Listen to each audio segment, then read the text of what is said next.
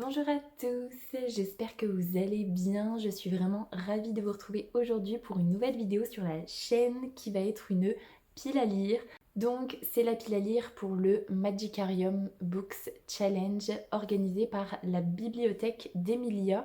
J'en ai entendu parler très récemment et voilà, un challenge littéraire qui s'organise un petit peu comme une école de magie sur le mois de juin-juillet. Je me suis dit pourquoi pas.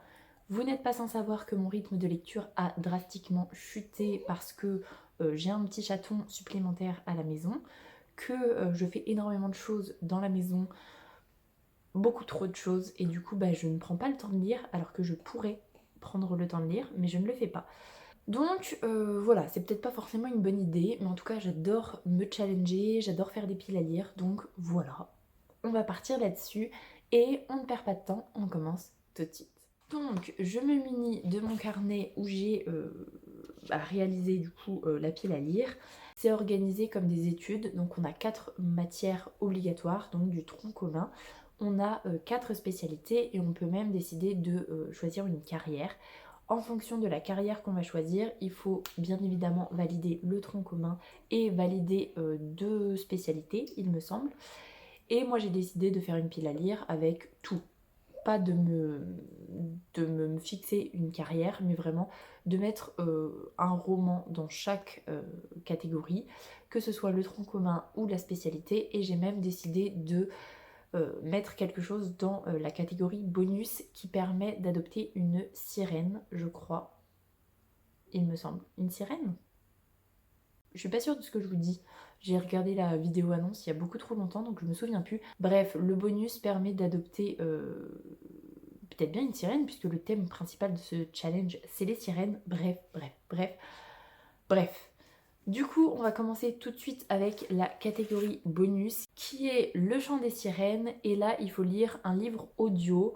Si vous avez suivi les vlogs des derniers mois, vous savez peut-être que les livres audio, c'est devenu compliqué. J'en écoutais énormément quand j'étais à la boutique. Et les derniers livres audio, j'ai pas réussi à vraiment rentrer dedans. J'avais commencé le dernier Granger et j'avais abandonné parce que franchement ça ne collait pas.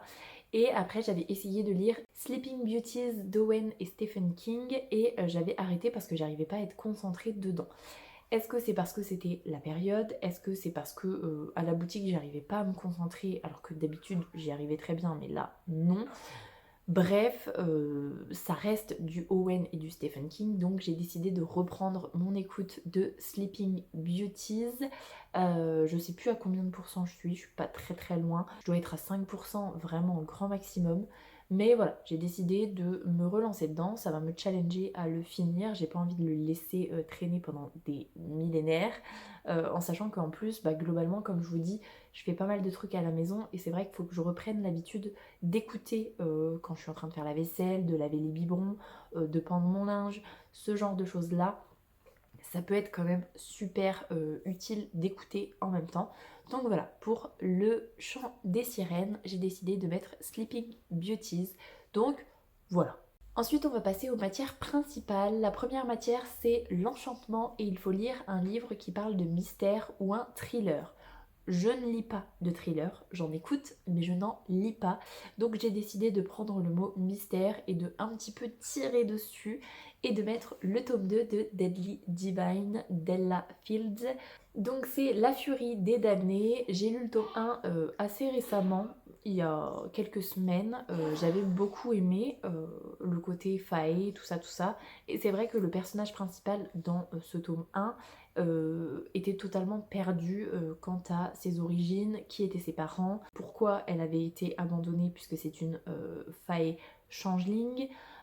Voilà, donc il y avait vraiment beaucoup de mystères autour de ses origines et même si à la fin du tome 1 on a quand même appris beaucoup de choses, pour moi il reste quand même beaucoup de mystères autour d'elle, autour de son futur époux, autour de sa famille, parce que même si maintenant on sait qui est sa famille de base, il y a quand même beaucoup de mystères, donc je pense que ça va dedans. C'est un petit peu de la triche sans être trop de la triche, donc pour moi, ça passe. Deuxième matière principale, c'est la botanique. Et là, c'était vraiment la catégorie ultime pour le livre que je voulais absolument lire prochainement. C'est un livre avec une multitude de points de vue. Donc bien évidemment, j'ai mis le tome 2 des voleurs de fumée de Sally Green. Je n'ai pas encore posté mon update lecture sur le tome 1 des voleurs de fumée, mais je vous en ai parlé en vlog et je vous ai dit que ça avait été un coup de cœur.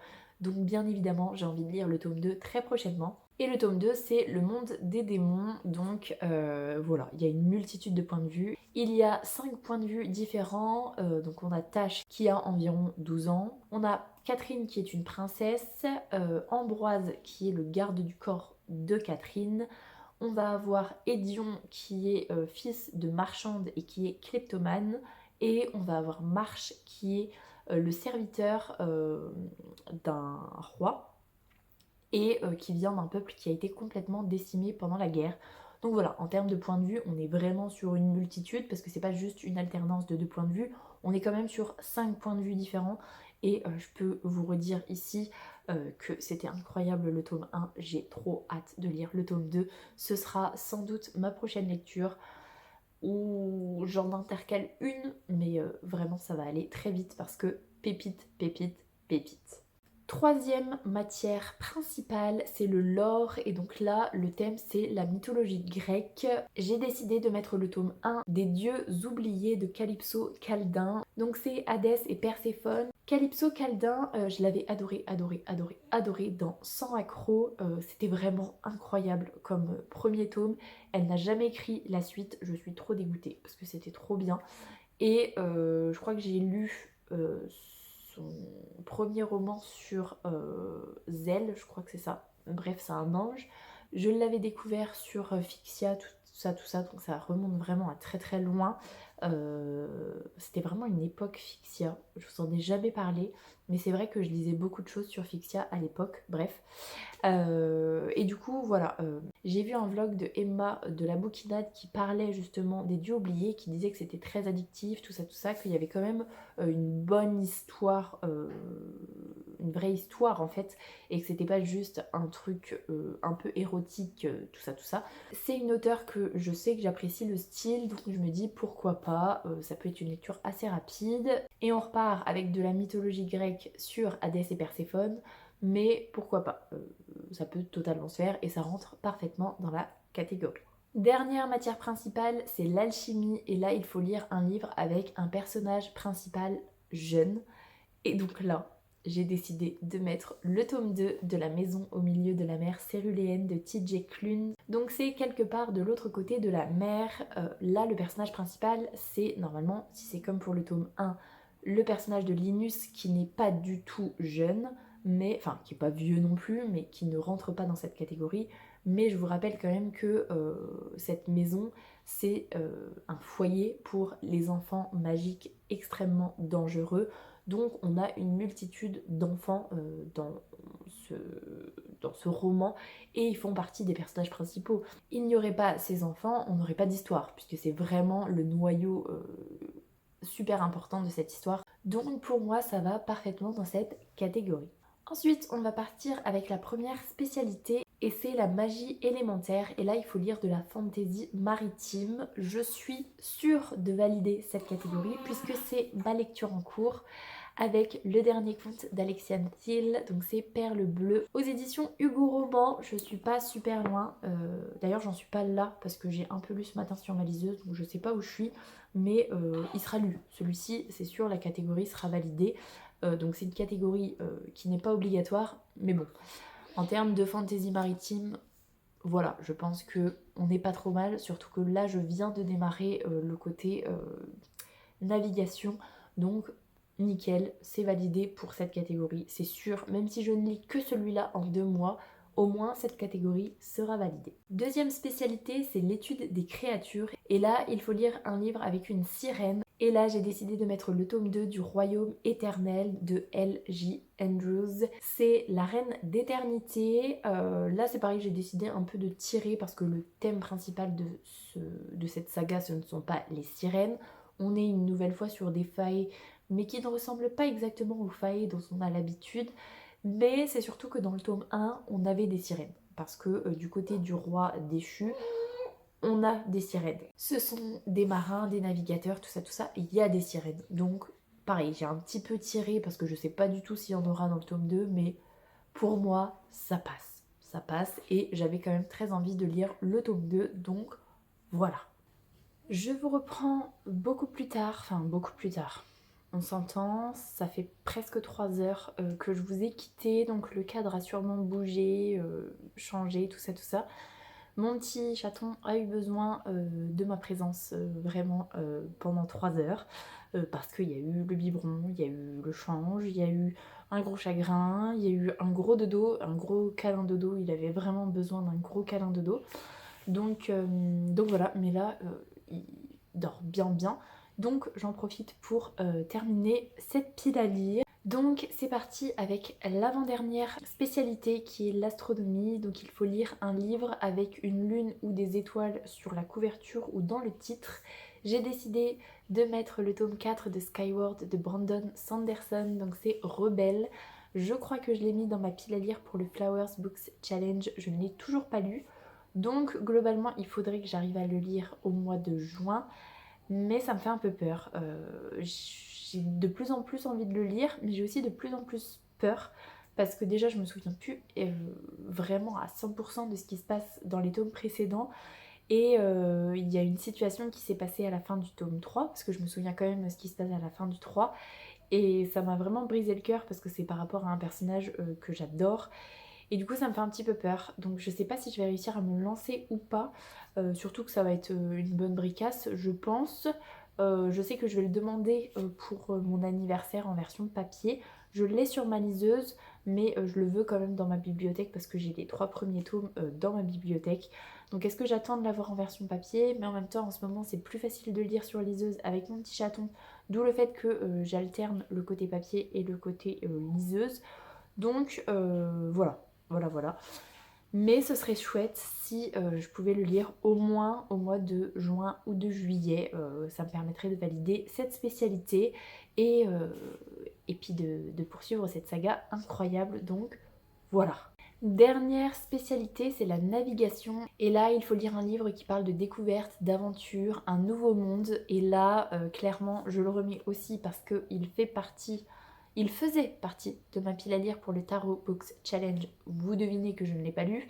Et je crois qu'il fait partie de ma pile à lire pour le Flowers, mais je ne suis plus sûre parce que je fais tellement de piles à lire que je me mélange un petit peu les pinceaux. Bref, j'ai regardé le vlog de Louise de Rêve ta vie en lecteur qui terminait cette duologie, puisque elle a la possibilité de le faire, et elle m'a donné trop envie de découvrir Echo de Marianne LTR. Donc c'est le tome 1 l'Onyx aux éditions Imeris. J'ai trop envie. Le côté aventure et nouveau monde, je pense que ça va parfaitement pour ce roman. Mais vraiment il me fait trop envie. Il est énorme, mais il me semble que c'est quand même... Ah, c'est pas écrit si gros que ça. Mais il y a des bonnes marches quand même. Donc à voir. Parce que de ce qu'elle en dit, il y a vraiment le côté un peu mise en place au début qui est quand même assez haletant. Et il y a la frénésie de la fin avec les retournements de situation qui s'enchaînent, avec des émotions fortes qui nous prennent aux tripes, avec la psychologie des personnages qui est vraiment folle. Donc ça me fait vraiment très envie. J'espère pouvoir le lire. Mais bon, là je vous fais quand même une pile à lire avec 8 livres et un livre audio, en sachant que voilà, comme je vous dis, je fais tellement de choses à côté que j'ai pas tant le temps de lire que ça. Et en plus, ce challenge-là, il est à cheval sur juin et juillet, donc je vous cache pas que le mois de juillet, avec ma petite chérie qui sera quand même pas mal à la maison, j'ai quand même aussi moins le temps de lire parce que forcément en journée, je m'occupe de ma fille, hein, évidemment. Donc voilà. Voilà. Bref, j'espère que cette pile à lire vous aura plu, vous aura peut-être donné envie de lire certains livres ou pas, parce que je suis pas rentrée spécifiquement dans les détails. Du coup, si je m'organise très bien, je peux monter cette pile à lire pour le jeudi 5 juin. C'est aujourd'hui pour moi. J'avais un update lecture qui était prévu, mais je vais essayer de mettre cette pile à lire là, puisque c'est un challenge qui commence au 1er juin, donc voilà. Et j'essaye dans 15 jours du coup de vous poster ma pile à lire pour le Summer Book Challenge de Ingrid la lectrice, parce que je participe aussi à son challenge et donc je vais essayer d'intercaler en fait pile à lire, update lecture, pile à lire, update lecture. Même si le challenge d'Elodie commence aussi début juin, comme il va jusqu'au fin août, je me dis je peux le décaler et poster la vidéo à 15 jours, 15-20 jours du mois de juin. C'est pas si grave que ça. Donc voilà. Voilà. Je vais vous laisser là-dessus parce que moins je parle, plus c'est rapide à monter. Donc voilà, je vais aller monter en vitesse tant que le petit chaton dort et croiser les doigts pour moi que j'arrive à poster cette pile à lire pour le 5 juin. Et sinon, bah, ce sera la semaine prochaine du coup. Bref. Sur ce, je vous laisse là-dessus. J'espère que cette vidéo vous aura plu. Si c'est le cas, n'hésitez pas à mettre un petit pouce dans les airs, à vous abonner à la chaîne et à venir discuter avec moi en commentaire. Ça me fera super plaisir. Pour les plus timides, un petit emoji tigre, ce sera très apprécié. En attendant, je vous souhaite une très belle semaine, de très belles lectures et je vous dis à la semaine prochaine. Salut!